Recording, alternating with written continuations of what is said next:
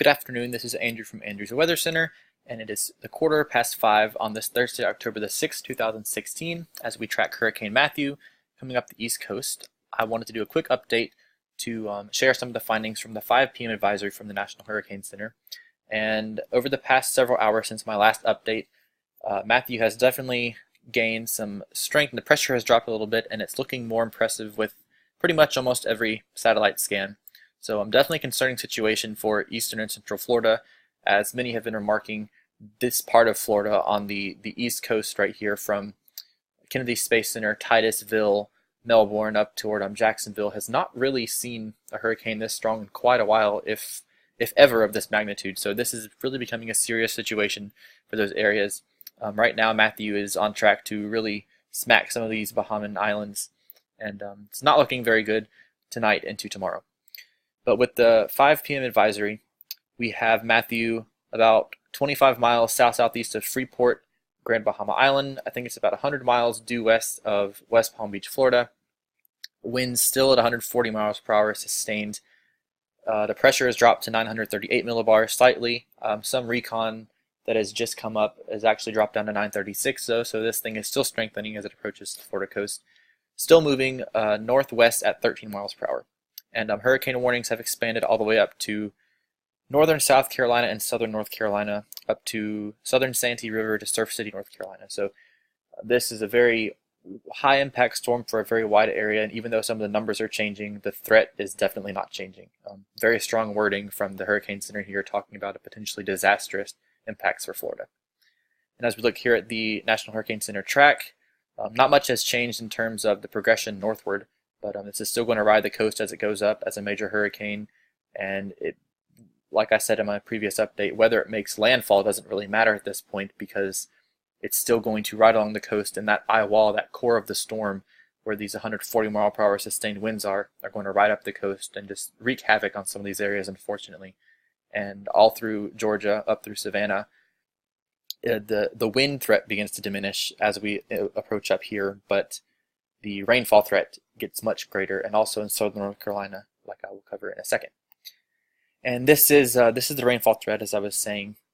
Down here in Florida, the rainfall is certainly a threat, but the wind will be much stronger here. But as the storm rides up the east coast and approaches central South Carolina and southern North Carolina, the rainfall is really going to be the big story here, especially in areas that are already saturated from previous storms and even from Hermine early last month.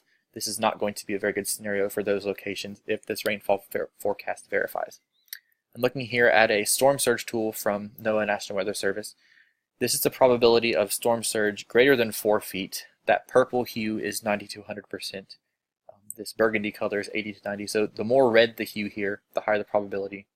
And storm surge is also the most deadly part of hurricane. It is the most far-reaching impact that goes inland. A lot of people don't quite realize that, but it's literally the sea coming on shore and wiping away everything that comes in its path. It's a very dangerous aspect of hurricanes, and as you can see, even with the 6-foot storm surge, there's still a 60 to 70% chance of some of these in the east coast of Georgia, which rarely sees severe impact from hurricanes, especially of this magnitude. Areas in northern Florida where the elevations are quite low, higher than that, and even if we go up to something like 8 feet, probabilities are still higher than what we would like to see for areas like that with storm surge. And if we take a quick look at the radar, you can see this multiple double eyewall feature with banding and Matthew and how that's coming on shore.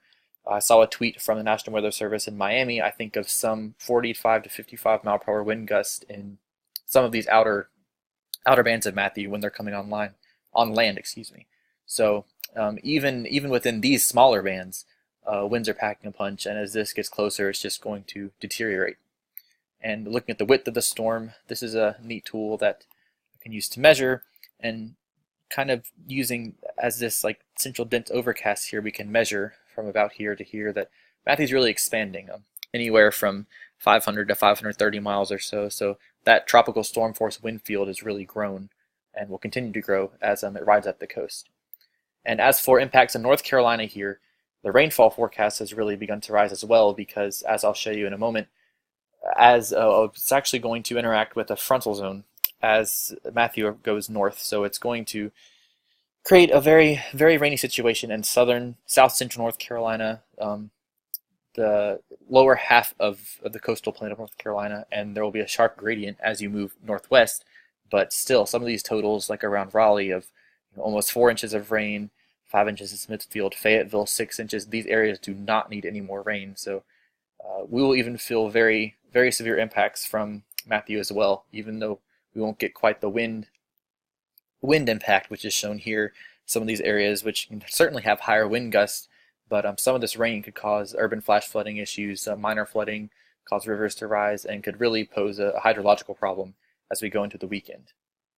And as I was just saying, this is a run of the 12Z NAM 4-kilometer model, the 4-kilometer resolution, and what it basically shows is that scattered showers tonight, but as the night goes on and into early tomorrow morning, showers become more steady, more intermittent, and then widespread showers all through the day tomorrow. But then this huge wave comes Saturday AM and moves northward, which is why you get that northwestern proponent of motion will be interacting with the frontal zone, and really a solid area of rain pretty much from Saturday morning anywhere to Sunday morning. So not shaping up to be a very good scenario, but as we look back at the satellite here, a very dangerous situation for central and eastern Florida. If you have family or know anyone in those areas, be sure to advise them to take shelter and do not take this storm lightly.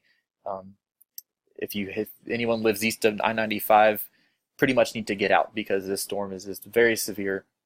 It's going to have some detrimental effects for a lot of areas in a very, very densely populated area up in Jacksonville and eastern Georgia. So we keep all those people in our thoughts tonight as this storm approaches that way, and it's still on track to probably make landfall somewhere around Titusville. It's a target area that a lot of people are watching, so we'll see how that pans out. But this thing is probably going to make a landfall early tomorrow morning sometime, and we anticipate that, and we hope that everyone is doing everything they can to get out of harm's way, and we are preparing for the worst but hoping for the best.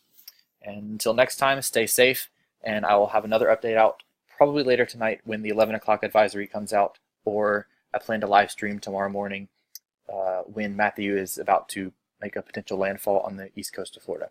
So until next time, stay safe. If you have family in Florida, contact them and make sure they're safe.